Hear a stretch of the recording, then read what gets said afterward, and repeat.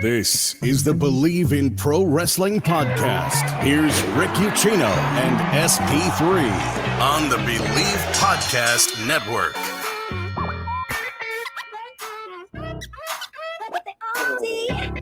Well, another pay-per-view is upon us, which means SP3 and myself are not alone. We love to bring in our guest pickers. And this week, very, very happy to have Connor Casey from comicbook.com joining us here for this huge, big, awesome Hell in a Cell card that we've got lined up for this weekend. Connor, how is it going? Welcome to the Bleav in Pro Wrestling podcast. Good sir. Rick, you've got it backwards. That was Double or Nothing. You missed it. Crap, that was the big show. This one's like kind of an afterthought. Yeah, so like I said this on Twitter and I meant it. Like, I'm very happy that WWE decided to actually add a couple of matches on Monday to get the card up to 6. So yeah. I didn't feel like I was completely and utterly wasting your time by being here today. We may set a record for the shortest prediction show ever because, again, it's only 6 matches on the card. But SP3, we still have the Bleav if you could beat SP3 Trivia Challenge. We got that coming up today. You've won 4 in a row. I'm so proud of you. You got a winning record now. Like, you're roasting people. I've somehow been able to overcome Rick's shady, nefarious means to try to get our guests victories over me. Doc, Sean, Renee, Graham, they all were they had the fix in. It was like Shane McMahon was a special guest referee. I was versing the corporation and the authority combined, and I overcame like The Rock. I still can't believe you beat Renee. Like, I'm asking her questions about stuff that happened while she was working for the company, and you're lucky she's got memory like I do and couldn't remember a damn thing on that one. But I didn't even have to cheat on that one. But anyway, so we'll get to that after we pick all of these matches. Again, tonight is SmackDown. They could add a couple more matches, but like we did with Double or Nothing, we're not going to pick a match unless it has officially been announced as of this time. So we're only going to run down the 6. For those of you who are joining us, by the way, for the first time ever, thank you.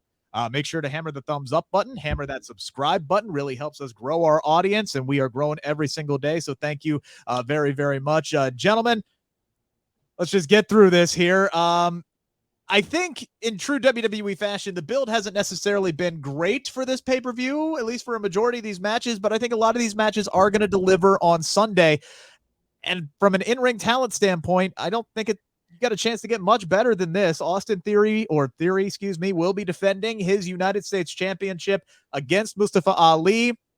Actually, a fair matchup after Ali's United States title challenge this past Monday.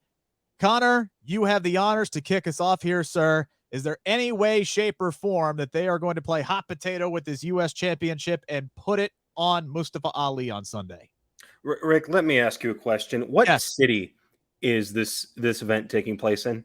Oh, it's taking place in Chicago. And where is Mustafa Ali from?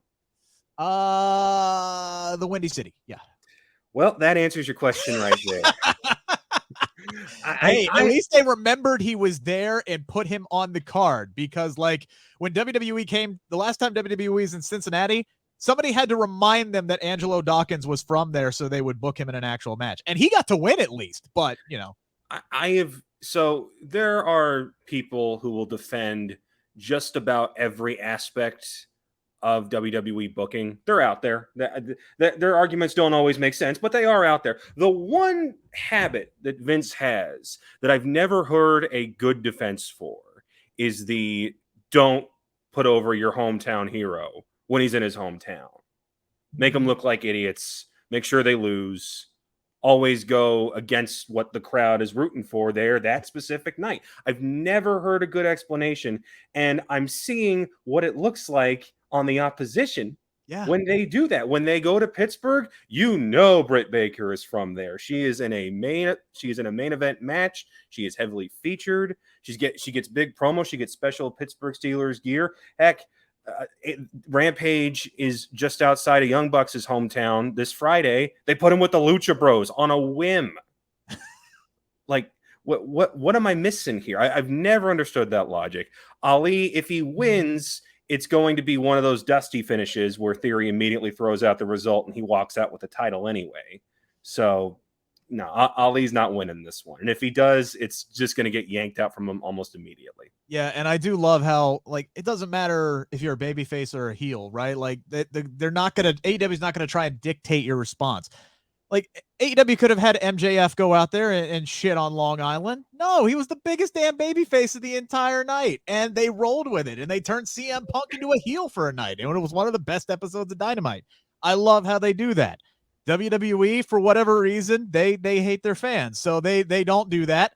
And Mustafa Ali is not going to win this match. I think Austin Theory is set up for big things in Nashville. Maybe a United States title defense against somebody who's, making their 20-year anniversary this month. Somebody like that could be down the line here at Nissan Stadium for Austin Theory. So I don't think Mustafa Ali is going to win this, even though I would be giddy as a schoolgirl if he did, because he should have been a United States champion a long time ago. But yeah, no, Theory is winning this one, SP3, hands down. I'm going to go out on a limb, and I'm going to say that Mustafa Ali came back for this random United States Championship title win in his hometown, and he'll probably lose it back to Theory on Monday Night Raw following it. But he's going to win at Hell in a Cell. I'm calling it now. I'm not sure if that's better. Like, is that better? They're giving him. Hey, I guess they did it to Matt Cardona every time he won a damn title. Yeah. He only won it in like Long Island, or he won the Intercontinental title in Dallas. He's not from there. Yeah, but he lost it the next night to The Miz. Yeah, he did. That is also true. Yes. He did. But yeah, I can see that. I am still baffled what they told Mustafa Ali to have him come back and not just sit at home and pull a pack and wait till his contract was up, even if he had to sit at home for a year or 2 years before they possibly released him. I don't understand what they told him, because what we've seen so far is no reason for this man to come back. This man has lost every single match he's been in, besides one random fluke victory over The Miz, where he was immediately jumped from behind by Tommaso Ciampa afterwards. There's been no point to this. It hasn't put over Ciampa. Ciampa didn't even have an entrance on Monday Night Raw this past week. He got beat up in one match with Ciampa and then lost completely to Theory in 2 minutes. Why did this man come back? I think it's to win in his hometown. Maybe if we had to put a bet, if you had to bet on Tommaso Ciampa getting involved in one of 2 matches, would it be the Judgment Day match or this one? I would say this one, because I don't think he's the next addition to that group. I think there's a bit of a surprise coming. We can get to that now if you want. Yeah, I was going to say we can jump around here, mostly because I want to preview the fact that I'm going to have an interview with Damian Priest dropping later today. One of the original members of the Judgment Day, a 6-person tag match. Rhea Ripley, Edge, Damian Priest against Finn Balor, AJ Styles, and Liv Morgan. This match to me has all the makings of an absolute banger. Connor, what is this big surprise you think that we are going to end up getting? Is somebody else going to be turning Benedict Arnold here and turncoating on one of somebody in this match? I think that Edge pushing so hard for Styles to turn is a bit of a thou doth protest too much, and that it's going to be Finn. I think because Finn's just kind of there. He's not really saying anything about the whole situation, and he's been floating in the ether ever since he tripped over his own feet onto the top rope when he should have been Universal Champion. I'm still not over Extreme Rules last year. I'm really not. And I think if this is the closest we're going to get to Prince Finn Balor from his NXT run, I'm all for it. Even if he's just going to go around in a purple suit telling everyone in the crowd that they're fat. They do that. That's all they do. They're called the Judgment Day, but they're just kind of judgy. They're just like, you're fat, you're stupid, you're sheep. It's like, okay, none of that. Judgmental Day. It's their judgmental day. Because none of that meshes with, here's the giant purple wings in the background. Here's the big throne. None of that syncs up with anything that they ever say. So, but hey, it'll give Finn a little bit of an attitude, and I'm all for that. Yeah, look, anybody here's the thing. This is one of the things that I talked about with Damian is like anybody who's aligned with Edge, that's a platform, and you know that they are going to get a chance to shine and they're going to be elevated in their place on the card. SP3, how do you see this one going down?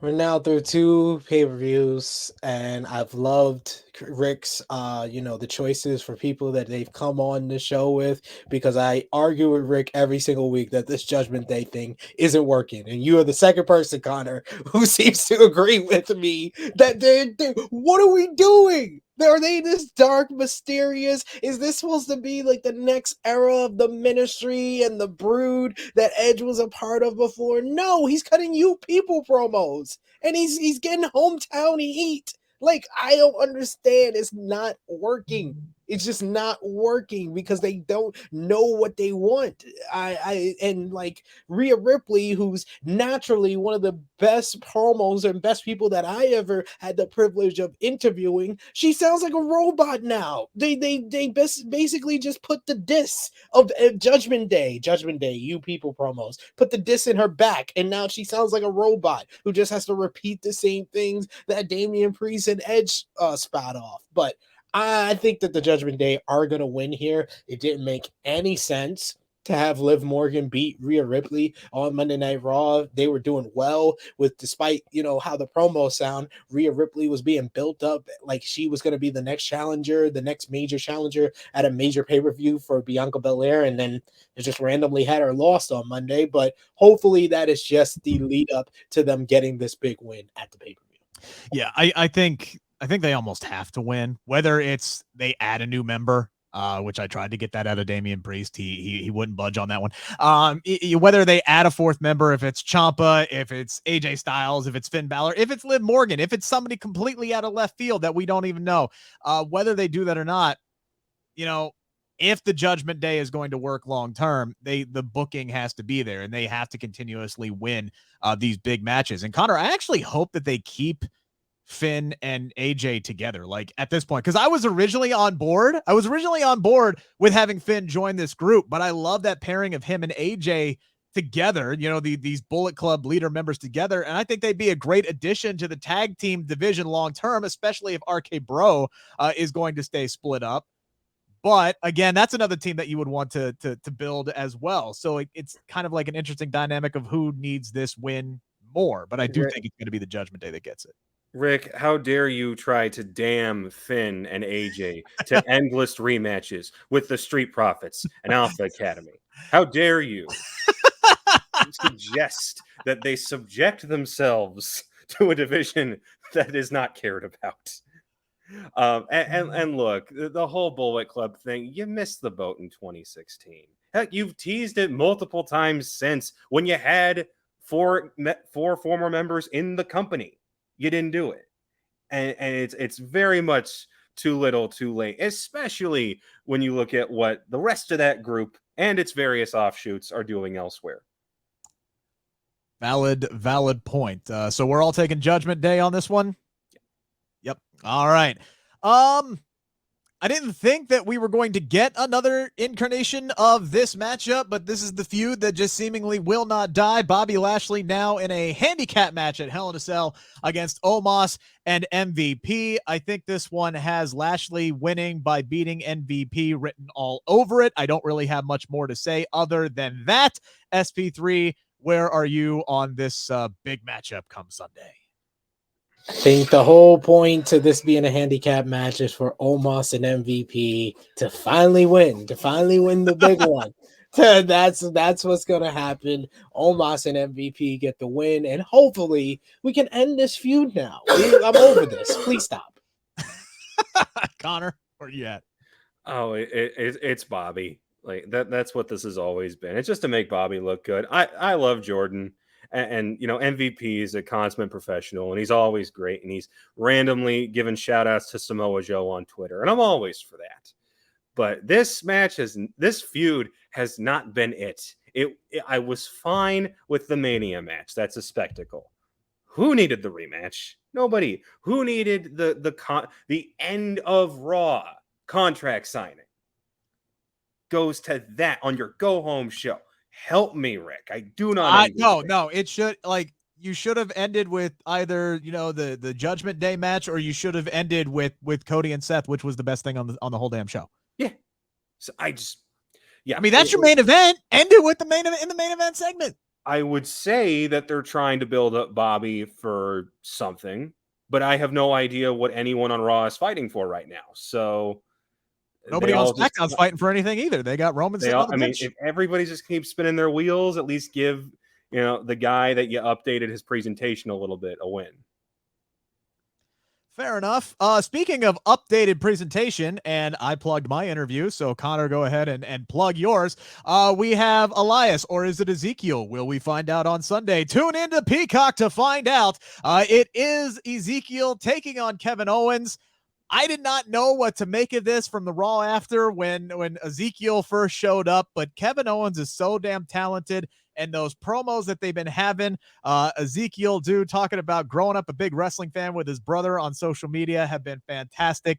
This has become one of my favorite feuds. I don't know if the match can live up to how the feud has been built, Connor, but you had a chance to talk to Ezekiel, maybe ask him some questions about his long-lost brother, Elias. How do you see this one going down? I did talk to Ezekiel. Don't get it twisted. He is not Elias. They are obviously two different people, and I can prove it. One has a beard and one doesn't.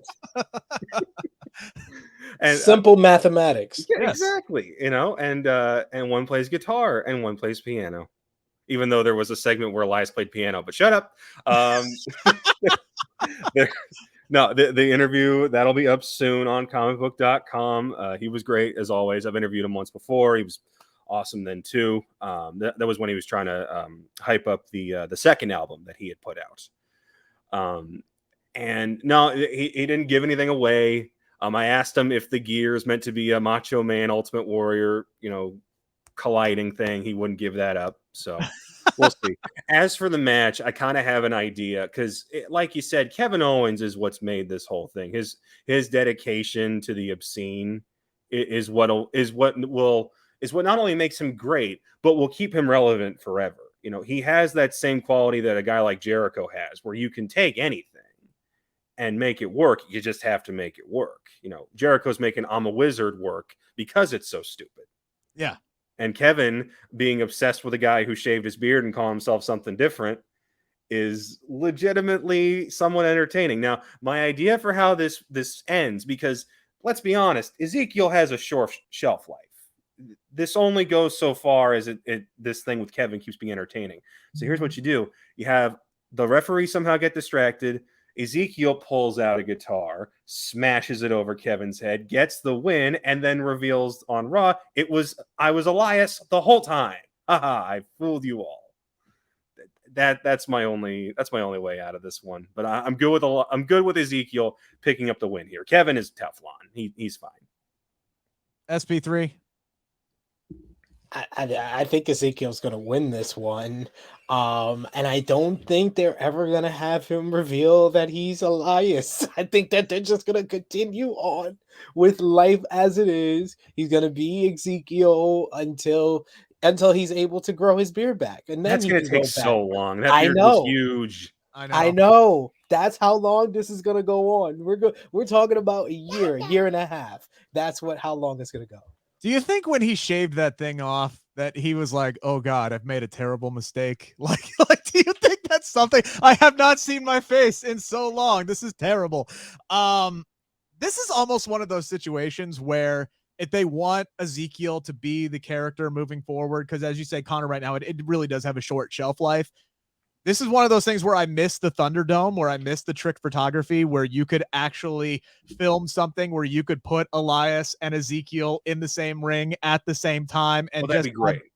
And just have Elias say, oh, I'm not dead. I just retired. This wasn't for me anymore. I had an injury. I had to go away. But you know what? Here's my brother Ezekiel. He's great. He's going to carry forward in my career moving forward. And I'll see you all later. I wish they could do that. Some kind of the problem is that they shave the beard, right? And you'd have to get some kind of prosthetic beard, and unless they go to Hollywood or get Rick Baker or some shit, that's going to look crappy as hell. So that wouldn't really have worked, but that would have been cool if they could have filmed something like that. And maybe they had the foresight to do something like that, but I highly doubt it. So that would have been great. I think Ezekiel is going to pick up the win here. And I think very much like SP3, I think this feud is either going to continue for a few more weeks, or Kevin's just going to snap and he's going to go, okay, fine. He's Ezekiel. And that's it. And he's going to be Ezekiel moving forward. And that's just how we're going to go on that one. This is one of the matches that I'm looking forward to the most, just because I know that these three ladies are going to deliver in the ring, but I think it's very, very predictable about what is going to happen. I don't think that there is a prayer that Bianca Belair is dropping the Raw Women's Championship, but predictable doesn't always mean bad. Connor, how do you see this one shaking out? No, you're right on you nailed that one. That's, even though it is predictable, even though I don't see any reality where Bianca drops the title, you know that these three are consummate professionals. The three of the absolute best in the world. Every time they get in the ring with each other, they're excellent. And this will be no different. The only knock on this match, and I can get to the much, kind of the bigger idea of where WWE is right now, but we can go into rants later. But it's the biggest thing about this match has nothing to do with the match, nor does it have anything to do with the women in the match. The biggest story, and you can go on Twitter, you can go on Google Analytics, you can go on our analytics website.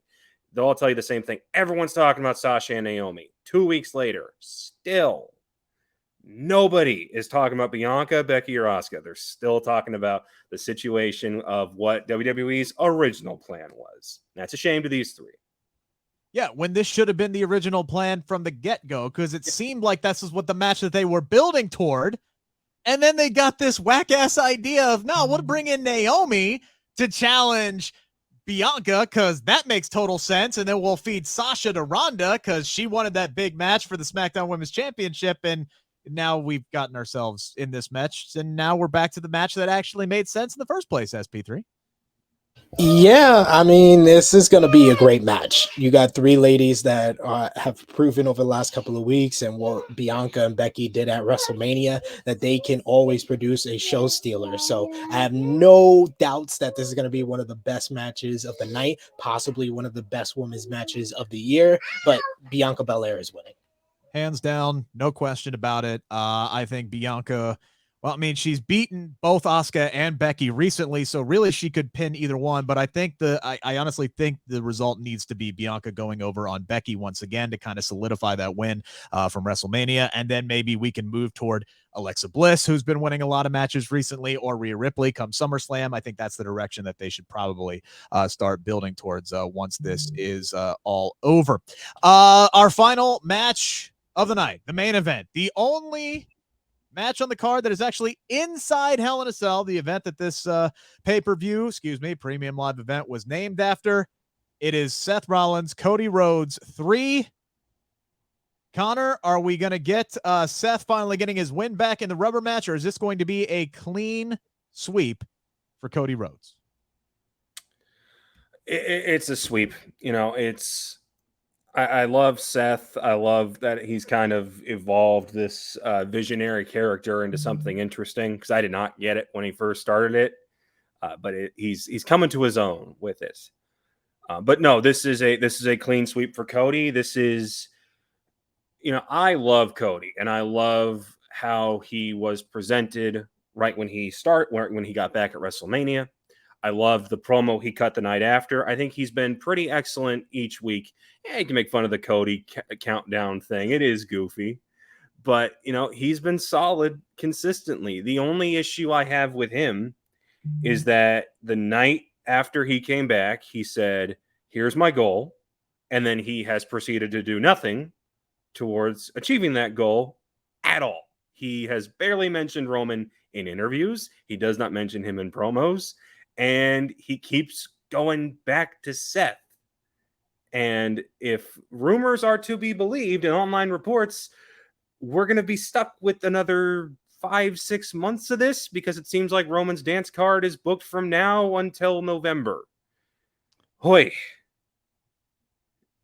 But yeah, Cody wins. Yeah, Cody wins, and that's that's the interesting thing is where do they go from here? I mean, to me, obviously the next step is to have Cody Rhodes win Money in the Bank, right? Like that would be the logical step if he's coming back to win the champion, and that you could do whether he wins this match with Seth or not. Is he can go into Las Vegas, he can win Money in the Bank. Hell, he's the poster boy for Money in the Bank, right? So have him win the damn briefcase, which he should have won years ago. Have him win the briefcase, and then they have the ability to slow play his cash in on Roman Reigns whenever they decide to do it. They can do Roman's dance card, like you said, fill up through November, and hell, they can have Cody challenge him at the Royal Rumble. If Rock and Reigns is the plan for Hollywood WrestleMania, that match doesn't need the WWE or Universal Championship on it. So put it on Cody in WrestleMania season and have Cody walk into Hollywood as a WWE Universal Champion. I think that would be the way to go. I don't know why, but I have this feeling deep down in my gut that Seth Rollins is winning this match on Sunday. I'm not saying that's the best way to go, and I'm not saying I have an explanation for it. It's just one of those weird feelings that I have that Seth is coming out on top of this one at SP3. Don't listen to Rick, because unlike Rick, I learned my lessons, because he said the same thing for WrestleMania Backlash, that he had a feeling Seth was going to win there, and then he didn't win. So I learned my lesson. And I was pleasantly surprised on that. But Cody Rhodes will go 3-0 against Seth Rollins, because that's how you make a star. That's how you make sure that Cody Rhodes is considered the top star on Monday Night Raw. But I totally agree with Connor. It doesn't make a whole bunch of sense that he cut all that promo, a very passionate promo about getting the title that his father never had. And this man, his first title shot back with the company was the United States Championship on a random episode of Monday Night Raw. That doesn't make any lick of sense. I can play devil's advocate with that being Cody's plan, and then what we heard from Seth Rollins this past Monday, where he was like, "No, you don't get to just come in here and do that." And Seth has been the obstacle that is getting in his way from getting down on his path to do that. So I can play devil's advocate and play, yeah, it does make sense because Seth Rollins is obstructing that. But after Sunday, it should be straightforward, win, lose, or draw. Cody's going after the WWE Championship. Yeah, 100%. He shouldn't have any obstacles in his way, but he should be like, the next step is he should be the first entrant into that Money in the Bank in the building where he had his greatest match of his career against Dustin back at Double or Nothing 2019. He climbs the ladder and he wins Money in the Bank, and then we can go. But he needs to be the babyface like a Rob Van Dam who calls his shot. Says that I want the match at WrestleMania. And hey, all the money, all the power in the world. If they want to do Ronda and Becky, if Bayley comes back and they want to do Bayley versus someone at WrestleMania 39, if you're doing a 2-night WrestleMania, the biggest box office you could do is Roman Reigns on 2 nights. Night 1 against Cody Rhodes and night 2 versus The Rock. That's what you do. They have basically booked themselves into Roman Reigns and everyone else. We are right back where we were 10 years ago with John Cena, where it was John Cena and everybody else. It's Roman Reigns and everybody else. Yes, Becky Lynch is a big star, or was a big star. I'll be honest.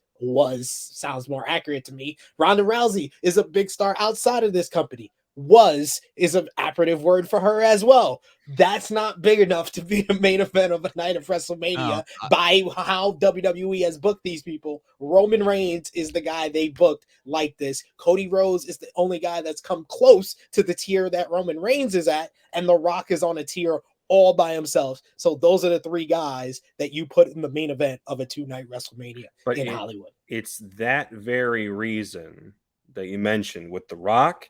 That's why Roman does not need the title walking into the show. No, that's why. Remember what I said? I said night 1, Cody versus Roman, and Cody can win the title there. And then night 2, it would be Roman versus Rock. That's still the main event. It doesn't need the world title. They're not going to double up because they're not going to risk anything going wrong with Roman versus Rock. And if anything happens to Roman, like it did against Lesnar, then guess what? You just screwed up the biggest match you could humanly possibly book with the biggest star in Hollywood right now. So no, when Roman wrestles at Mania, it's 1 match, and he does not need the title. If they're booking Roman and Rock, Man, they may not have Roman wrestle between Royal Rumble and WrestleMania. They're Let's trying be that fair, now. though. Let's be fair, though. Cody Rhodes is not Brock Lesnar. So I doubt, even Yeah, but how many if they matches did did go Cody- in my How yes, many matches accident can can Cody happen. go without busting open? Like that dude. Busting that open dude, himself. That dude bleeds more than his dad. Like, He come on. will take all the bumps for Roman. It will Yeah. be a 2-second match. It could be The Rock distracting Roman, and Cody makes history with the shortest WrestleMania matchup in history if they really want to save things just to heat up the night 2. But I think that Roman Reigns needs to be in both nights of the WrestleMania main event. You could do Brock Cody. Cody gets the title off, and here comes Brock coming back. He's like, "Hey, I'm the big space Viking, and I would like my I would like my title back, please." I mean, they're not bringing Brock back unless it's to be in the WWE Universal title picture because they just can't help himself. I mean, I think he's a big enough attraction that you don't need him around the title ever, honestly, to be completely honest with you. But, there's plenty of time between now and next year's WrestleMania season. So we will table that conversation for now.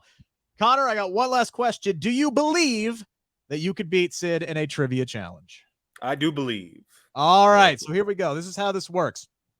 It is 3 rounds. The first 2 rounds are timed. Basically, the first round, I'll ask you a question. You get 30 seconds to give me as many answers as possible. Same in round 2, except it's 10 seconds. And then in round 3, you guys will go head-to-head. Wait till I finish the question. You will say your name to buzz in. And then whoever gets that buzz in, if they answer correctly, they will get however many points I deem necessary at the time of the final round. So we only buzz in on the last round. Only on the last one. I'll let SP3 go first as always, so you can get a flavor for how this goes. Come on, man. You're the guinea pig on this. Always the guinea pig. This is going to be Hell in a Cell themed. All Hell in a Cell themed. SP3, Wait, are you ready? Is the pay-per-view or the match? Technically both. So just God, no. Technically both. All right. Just think Hell in a Cell. There's Hell in a Cell involved in all of these questions. SP3, 19 former world champions have competed inside of a Hell in a Cell match, but have never come out victorious. 19 former world champions have never won a Hell in a Cell match. You have 30 seconds to name up to 10 of them. And they've been in Hell in a Cell matches. They competed inside of a Hell in a Cell match, but have never won it. When you hear the music, I don't know, not a one. Well, you got a ton of Hell in a Cell matches, so here we go. Dean Ambrose, Sheamus, man, I'm dry after that. Start throwing out world champions, man. You got John Cena. No, he's won one. Rey Mysterio, yes. Jeff Hardy. Yes. Bray Wyatt. Yes. That's it. That's it. That's it. You got 5 of them. The answers were The Rock, Chris Jericho, Kevin Nash, Mr. McMahon, Big Show, Sheamus, Dolph Ziggler, Jack Swagger, Daniel Bryan, Jon Moxley, Big E, Rey Mysterio, Jeff Hardy, Braun Strowman, Drew McIntyre, Mick Foley, Bray Wyatt, and Bayley. Shouldn't Steve Austin be on that list? When did he win a Hell in a Cell match? That's a very interesting question, and I am not. He was in that Armageddon 6-way, wasn't he? Yeah. Yep. So why isn't he on that list? Yep, Rick. Rick, I'm questioning your answer. I'm questioning. No, you're saying in my category, and I'm questioning. We'll find out here in a. Because he was the first thing that popped up into my head. I was like, wait, Steve Austin never won. The fix is in. Let me double check my research here. Wow, this is great. This makes for just absolute greatness. Hang on, let me double check my research here. Brother. You're right. No, and here's the thing. He did. He did win one. Yes, he did. And you'll probably get your answer here in this question. Connor, 16 men have competed inside Hell in a Cell as part of a tag team. 16 men have competed inside Hell in a Cell as part of a tag team. You have 30 seconds to name up to 10 of them when you hear the music. It is 5-0 right now, SP3. So here. So what, do I name the tag teams or the people? Just the people who have competed as a tag. If there were 10 tag teams, I would have told you to name the tag teams, but we're doing the people. So you have 30 seconds to name up of 10 of the men who have competed as a tag team inside of Hell in a Cell. When you hear the music, good sir.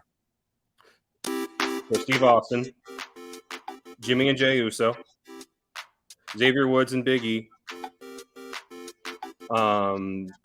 Triple H. Yep. Big Show, Shawn Michaels.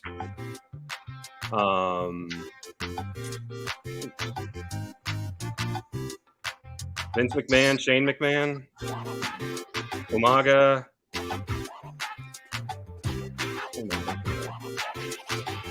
John Cena. So you got 9. You got 9. Very good. Undertaker. I always get the question that I don't want, and they get the question that I do want. Cody Rhodes, Ted DiBiase. Yep. Like, Cody Rhodes. Oh, yeah. Yeah, Undertaker and Stone Cold Steve Austin, according to Wikipedia. That is the one that Austin won. Undertaker and Stone Cold, the second ever Hell in a Cell match. Oh, was that the one that wasn't on TV? No, that was the one that was on Raw. On an episode of Raw. So second ever Hell in a Cell match. Steve Austin won that as part of a tag team with the Undertaker. Right. Mankind, Kane, Triple H, Shawn Michaels, Vince McMahon, Big Show, Cody Rhodes, Ted DiBiase, Ryback, Paul Heyman, Jimmy Uso, Jey Uso, Big E, and Xavier Woods. So the score is 9-5, Connor, SP3. 9-5 here after round 1. Round 2, SP3, you will have 10 seconds. 5 men have made 5 or more appearances inside Hell in a Cell. All right, 5 men have competed in 5 or more Hell in a Cell matches. You have 10 seconds to name as many of them as you can when you hear the music. Triple H, The Undertaker, Randy Orton. That's all I got for you. Mankind, Mick Foley. I don't know. Foley was close. Foley had 4. Roman Reigns and CM Punk. Roman Reigns and CM Punk at 5. And watch him get the question that I probably could have answered. Watch this. So my math here, that was 3 on top of 5. So Connor, you're still winning. It is 9-8 now. Cool.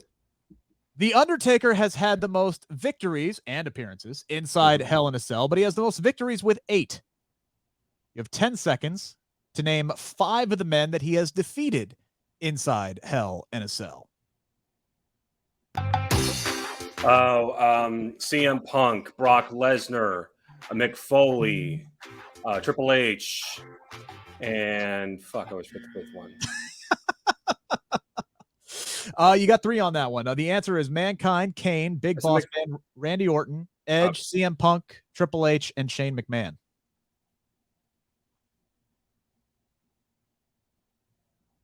Yep. So that's 3. Tack on. You had 9, so it is 12-8, which means the final question, SP3, will be worth 3 points. You lose. No, it'll be worth 5 points. All right, it'll be worth 5 points. So this is the final question, guys. Again, let me finish. You buzz in by saying your name. Cool. You got to give me the answer, and the winner will get 5 points and the victory. This could be a slaughter or yet again another narrow victory for SP3. Are you guys ready? I guess. Love the enthusiasm. Love the enthusiasm here. The inaugural Hell in a Cell pay-per-view was held in Newark, New Jersey on October 4th, 2009. 2-parter. How many Hell in a Cell matches were on that card, and what was the main event?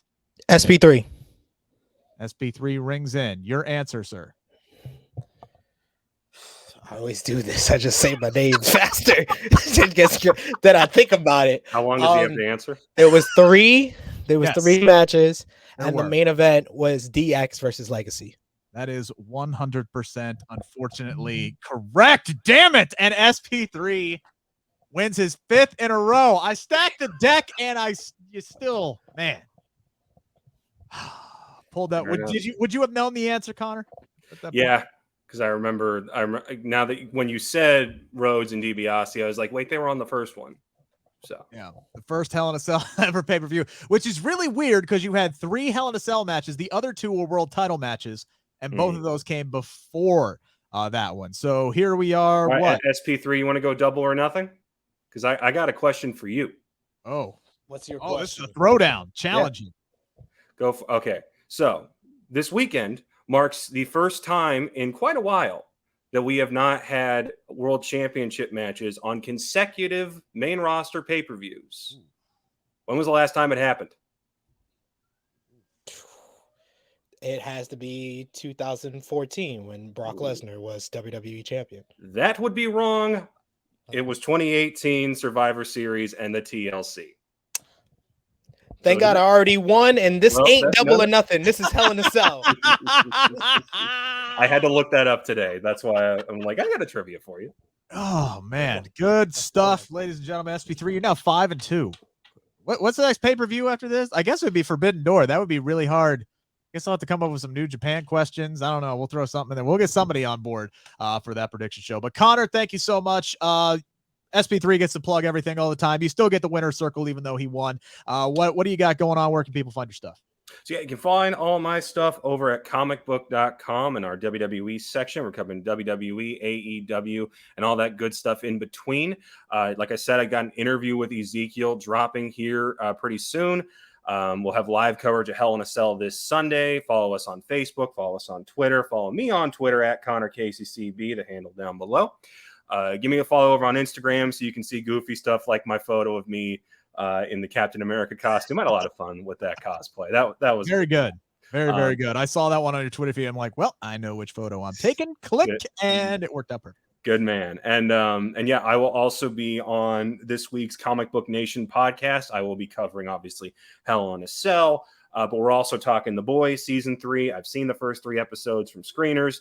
It's just as nuts as the other 2 seasons. The first episode in the first 5 minutes might have the most messed up thing I've ever seen. So get ready for us to talk about a little bit of that. And obviously, Obi-Wan is going strong 3 episodes in. So we'll be talking about that as well. You can check that out on our YouTube page for comicbook.com and also our Twitch. I've only seen 2 episodes, so no spoilers on episode 3. SP3, what do you got going on this week? Check out the True Hill Heat YouTube channel. I'll be over there later today when this drops. We'll be doing a Hell in a Cell preview. Myself, Romeo, and special guest Lily from Fightful Overbooks Grappy Hour. Also, you can see for a second, I thought you got like Lily, like no, not the doll. That's when we get up in the pay grade. Saturday will be live at 11:05 a.m. Eastern time with True Hill Heat 178. We'll be talking about all the MJF drama, Bray Wyatt returning to wrestling possibly, plus much more on True Hill Heat 178. So check me out over there and check me out at True Hill SP3. You can follow me at Rick Uccino. For those listening on the podcast, it is UCCHINO. Also, make sure to hammer that subscribe button here to Bleav in Pro Wrestling. Again, later on today, or depending on when you're listening to this, it is already dropped. My conversation with Damian Priest is up on the channel right now. You can obviously, you're watching Hell in a Cell prediction show. Myself and Jeremy Bennett will be doing a In Your House preview show that's going to be dropping on Saturday. SP3 and I will be back on Monday, 2:15 live to be recapping Hell in a Cell. And if I have worked out the details correctly, I'll be dropping a video of my conversation with Miz and Maurice ahead of Miz and Mrs. Season 3 here on the Bleav in Pro Wrestling YouTube channel. You can also read all about it on CagesideSeats.com. Thank you guys so much for tuning in. Thank you again, Connor, for joining us. We'll do it again down the line. Good, sir. Enjoy Hell in a Cell. Enjoy your weekend. This is the Bleav in Pro Wrestling podcast brought to you by BetOnline.